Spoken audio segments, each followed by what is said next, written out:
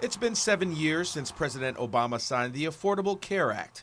Now, with much criticism, enter the GOP's American Health Care Act, a plan that New College of Florida political professor Keith Fitzgerald says was put together in a rush. And they voted to repeal it over 50 times, and they've had that entire time to be working through the details of an alternative.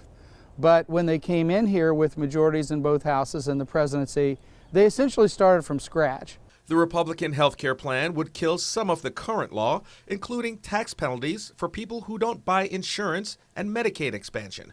But according to Fitzgerald, those on the Affordable Care Act will lose big on this one, if it passes. There will be literally millions of people who will lose their health insurance, and they don't have a plausible way of making sure that all of those people will be in better shape afterwards. But the new plan did keep popular pieces of the current act intact. One includes allowing adult dependents to stay on their parents' health plans until age 26. The other has the Affordable Care Act's essential health benefits, which requires insurance plans to cover preventative care, maternity, and mental health coverage. And with the House Republican vote set for this week, the clock is ticking.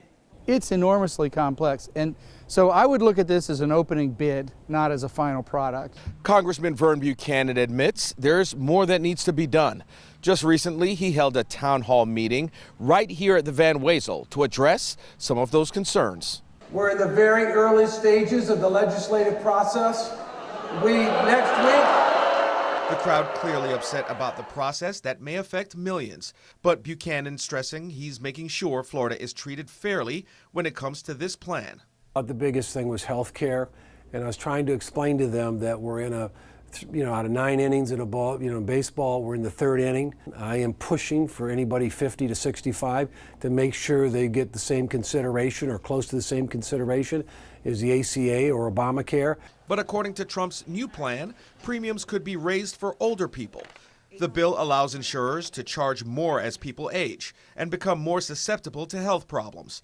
But according to Fitzgerald, there are more questions than answers, which leads him to believe we may be under Obama's current plan for some time to come.